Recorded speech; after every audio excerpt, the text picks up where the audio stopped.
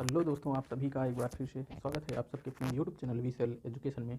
तो आज हम इस वीडियो में बात करने वाले हैं, एक्ट की बात करेंगे। देखो, इसके पहले वाला जो हमारा वीडियो आया था वो रेगुलेटिंग एक्ट की चर्चा कर रहे थे।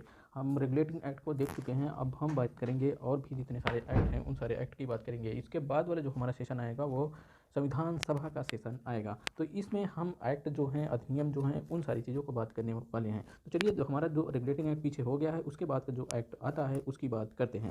अब हम यहाँ देखेंगे कौन सा एक्ट आता है। 1781 ईस्वी में आता है कौन सा एक्ट?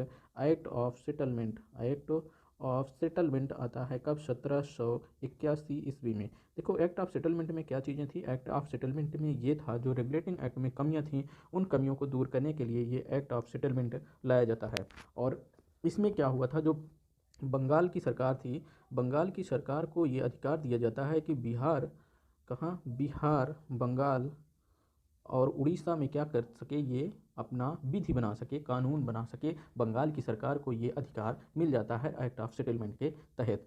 तो उसके बाद जो हमारा एक्ट आता है यहाँ पे, वो कौन सा आता है? 1784 ईस्वी में आता है पिट्स इंडिया एक्ट।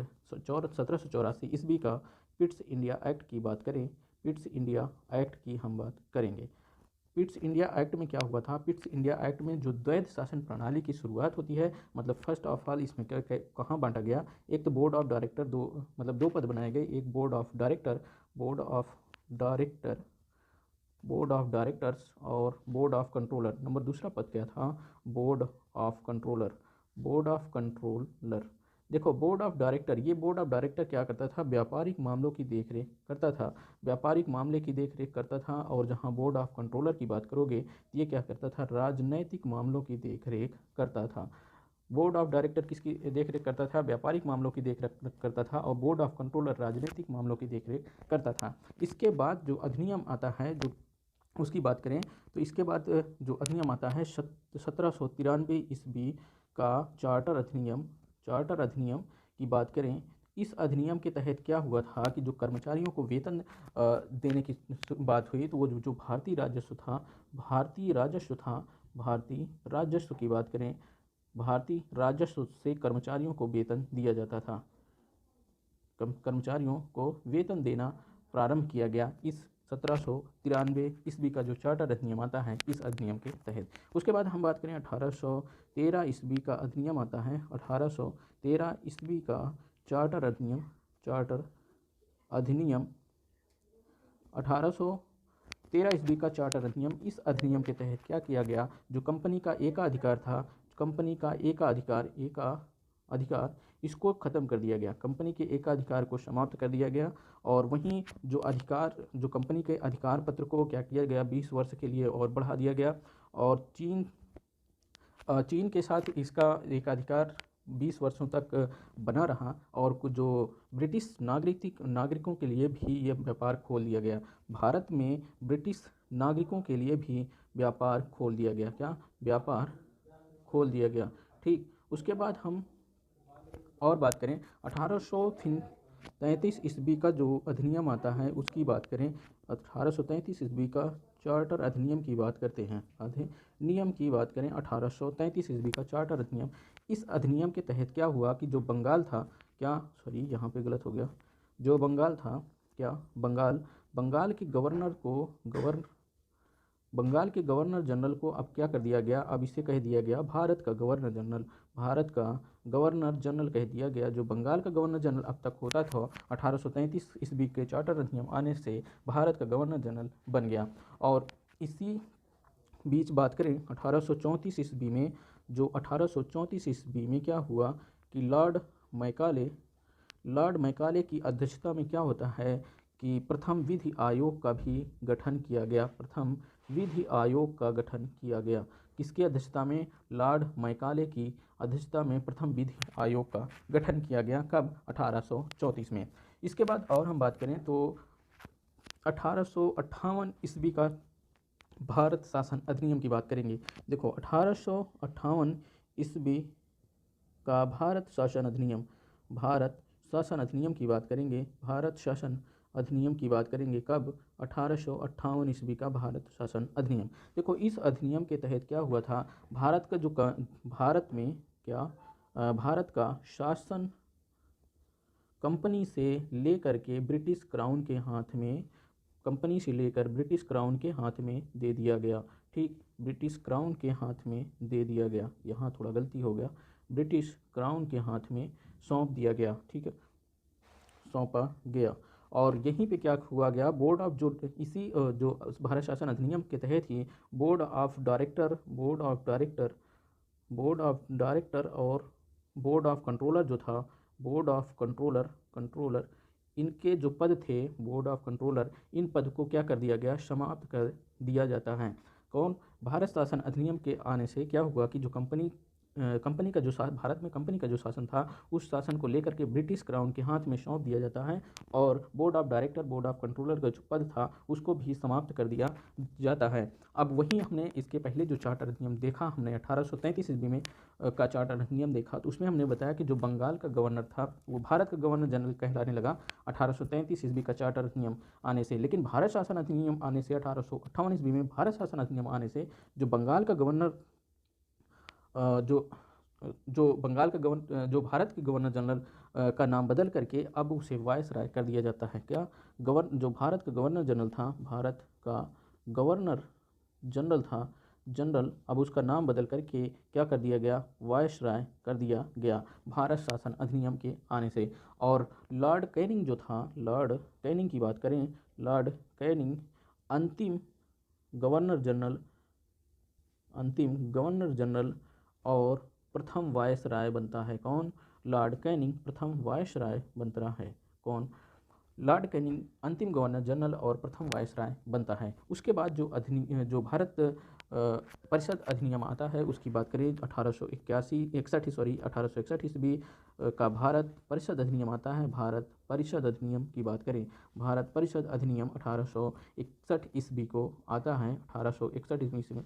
इसमें क्या किया गया, इसमें यह हुआ तो जो विभागीय प्रणाली का प्रारंभ होता है, क्या होता है, विभागीय प्रणाली का प्रारंभ होता है। क्या, विभागीय प्रणाली का प्रारंभ होता है और इसे अध्यादेश, और जो गवर्नर जनरल होता है, क्या, गवर्नर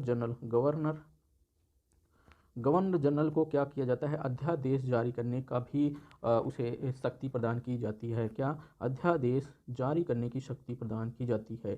क्या, अध्यादेश जारी करने की भी शक्ति प्रदान की जाती है। उसके बाद हम बात करें 1873 ईस्वी का अधिनियम जो आता है, इस अधिनियम के तहत क्या किया जाता है, इस अधिनियम के तहत ये घोषणा की जाती है, कंपनी का कभी भी अधिकार क्या हुआ जाएगा, मतलब कंपनी को कभी भी इसका अधिकार खत्म कर दिया जाएगा। और वहीं बात करें तो 1 जनवरी क्या हुआ, 1 जनवरी 1884 ईस्वी को कंपनी का औपचारिक रूप से इसके अधिकार को क्या कर दिया जाता है, खत्म कर दिया जाता है। 1873 ईस्वी का जो चार्टर अधिनियम आता है इसके तहत शाही उपाधियों का अंत हो जाता है। कब, शाही उपाधियों का अंत कब होता है, 1876 ईस्वी में शाही उपाधियों का भी अंत होता है। उसके बाद हम बात करेंगे 1892 ईस्वी का भारत परिषद अधिनियम। इस अधिनियम की बात, भारत परिषद अधिनियम, देखो इस अधिनियम के तहत क्या हुआ कि अप्रत्यक्ष रूप से चुनाव प्रणाली की शुरुआत होती है। कौन से, 1892 ईस्वी का भारत परिषद अधिनियम आने से क्या हुआ कि यहाँ पे अप्रत्यक्ष रूप से चुनाव प्रणाली की शुरुआत होती है। और इसमें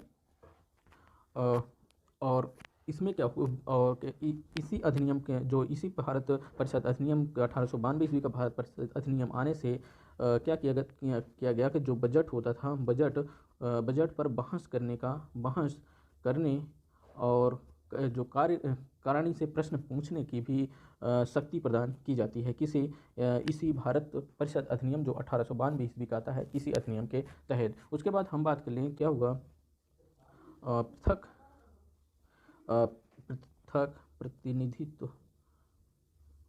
प्रतिनिधित्व का उपबंध किया जाता है। और यहाँ पे क्या हुआ कि मुस्लिम वर्गों के लिए एक देखो इसी 1909 ईस्वी का जो भारत परिषद अधिनियम आता है, इसी अधिनियम के तहत जो सांप्रदायिक निर्वाचन प्रणाली का सांप्रदायिक निर्वाचन प्रणाली कब शुरुआत होती है? जो 1909 ईस्वी का भारत परिषद अधिनियम आता है, इसी के तहत सांप्रदायिक निर्वाचन प्रणाली की शुरुआत होती है। और वहीं बात करें तो सांप्रदायिक निर्वाचन के जनक किसे माना जाता है? सांप्रदायिक निर्वाचन के जनक की बात करोगे तो जनक किसे माना जाता है? लॉर्ड मिंटो को सांप्रदायिक निर्वाचन का जनक माना जाता है। किसको? लॉर्ड मिंटो को माना जाता है। और उसके बाद आता है 1919 ईस्वी का भारत शासन अधिनियम आता है कब? 1919 ईस्वी का। इसे मॉन्टेग्यू चेम्सफोर्ड अधिनियम के भी नाम से भी जाना जाता है। मॉन्टेग्यू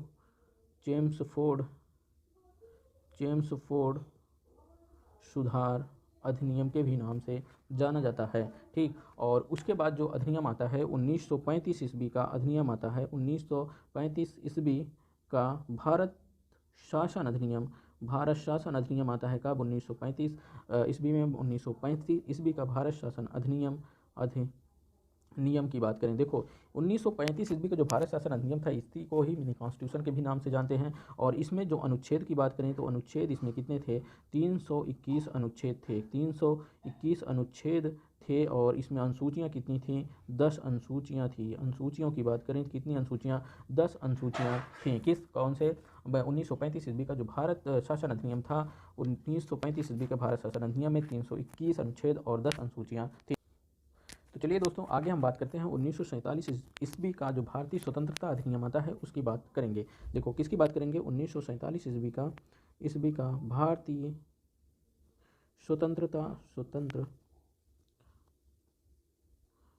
स्वतंत्रता अधिनियम की बात करेंगे। भारतीय स्वतंत्रता अधिनियम की बात करेंगे। देखो 1947 ईस्वी का जो भारतीय स्वतंत्रता अधिनियम आता है, इस अधिनियम को जो ब्रिटिश संसद में क्या किया गया? ब्रिटिश संसद में पेश किया गया।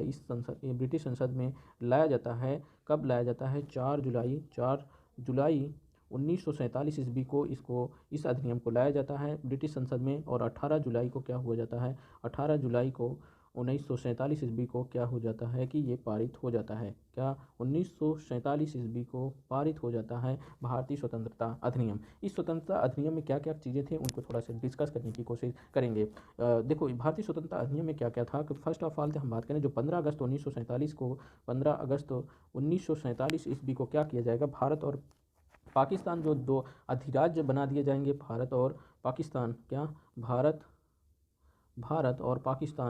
और पाकिस्तान 2 अधिराज्य होंगे। अधिराज्य पाकिस्तान क्या हो नामक 2 अधिराज्य होंगे। 2 अधिराज्य अधिराज्य